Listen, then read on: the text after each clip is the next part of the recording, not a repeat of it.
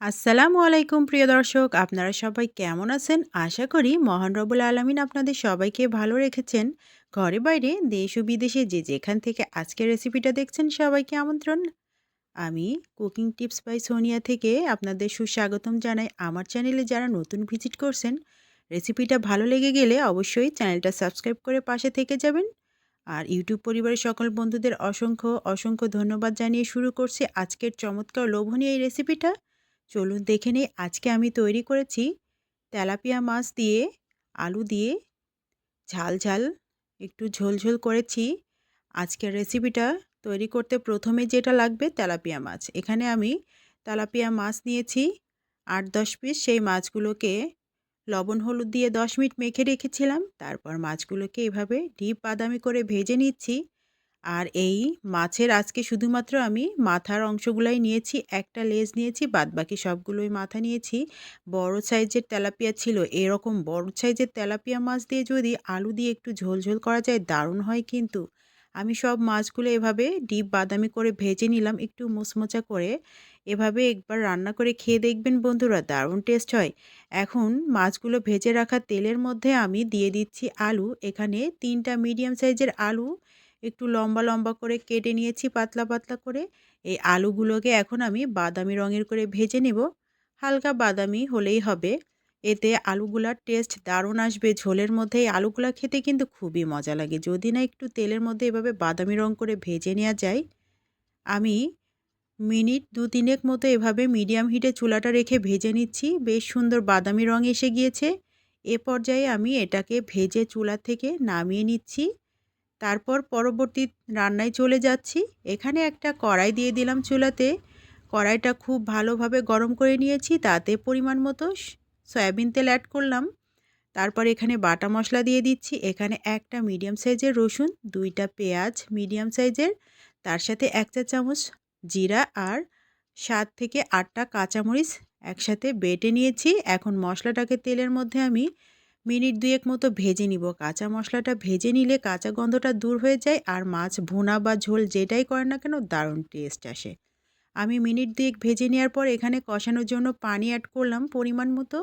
তারপর বাদবাকি সব গুঁড়া মশলাগুলো এখানে দিয়ে দিচ্ছি।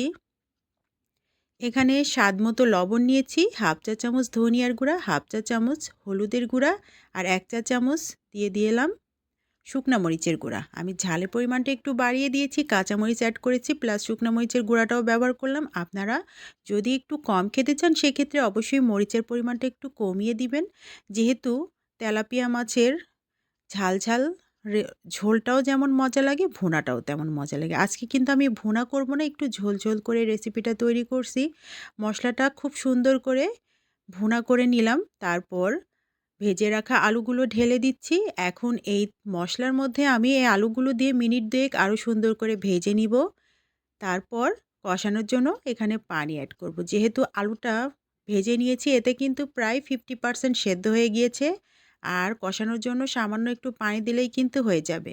মিনিট ২ ভেজে নেওয়ার পর এখানে আলুটা কষানোর জন্য আমি হাফ কাপ পরিমাণ পানি অ্যাড করলাম। এবার আলুটাকে আমি চুলাটা মিডিয়াম হিটে রেখে কষিয়ে নিচ্ছি। আলুর পানিটা শুকিয়ে গেলে আলুটা একদম পারফেক্টভাবে সেদ্ধ হয়ে যাবে আর মশলাগুলো দারুণভাবে আলুর মধ্যে ঢুকে যাবে। বন্ধুরা এভাবে একবার তৈরি করে দেখো। নতুন বন্ধু যারা ভিজিট করছো রেসিপিটা ভালো লাগলে চ্যানেলটা সাবস্ক্রাইব করে নোটিফিকেশনটা বেল প্রেস করে আমার সাথেই থেকে যাবে নতুন বন্ধু হয়ে। আর অবশ্যই আমাকে কমিউনিটিতে নক দিবে, তাহলে আমিও তোমাদের বন্ধু হয়ে যাব। আমি আলুটা খুব সুন্দর করে কষিয়ে নিলাম, তেল ছেড়ে দিয়েছে। এ পর্যায়ে এখানে আমি ঝোলের পানিটা অ্যাড করছি। ঝোলের পানিটা অবশ্যই পরিমাণটা বুঝে দিবেন। আমার আলুটা খুব সুন্দরভাবে সেদ্ধ হয়ে গিয়েছে, এজন্য আমি খুব বেশি পরিমাণে পানিটা দিচ্ছি না।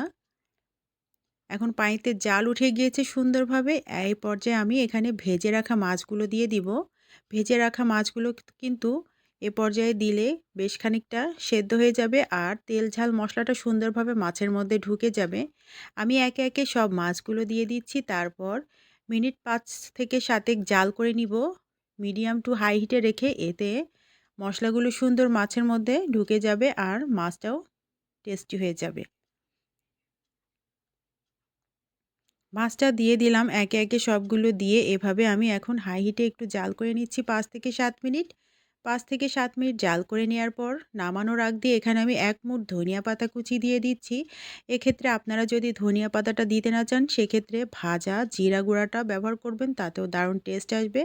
আমি আজকে ধনিয়া পাতাটাই দিলাম, ভাজা জিরা গুঁড়াটার ব্যবহার করলাম না। এবার একটু উল্টে পাল্টে নাড়াচাড়া করে আমি আরও মিনিট ২ এক একটু জাল করে নিচ্ছি। ধনিয়া পাতার ফ্লেভারটা দারুণভাবে ছড়িয়ে গিয়েছে। কেউ চাইলে এখানে কাঁচামরিচ ২-১ টা ফেলে দিতে পারেন। এতে কাঁচামরিচের সুন্দর একটা সুঘ্রাণ ছড়ায়। আমি যেহেতু ঝালের পরিমাণটা এমনি বাড়িয়ে দিয়েছি কাঁচামরিচ, শুকনা মরিচ, এজন্য আর এখানে কাঁচাটা অ্যাড করলাম না। আমার রান্নাটা একদম ডান হয়ে গিয়েছে। আমি একটা বাটিতে ঢেলে নিয়েছি। মাছটা কেমন লোভনীয় হয়েছে দেখছেন বন্ধুরা? এভাবে একবার তৈরি করে খেয়ে দেখবেন তেলাপিয়া মাছের আলু দিয়ে ঝোল। দারুণ টেস্ট হয়। গরম, গরম ভাতের সাথে খুবই জমে যায়। আজকের রেসিপিটা ভালো লাগলে অবশ্যই লাইক, কমেন্ট, শেয়ার করতে ভুলবেন না। সবাই ভালো থাকবেন, সুস্থ থাকবেন। আল্লাহ হাফেজ।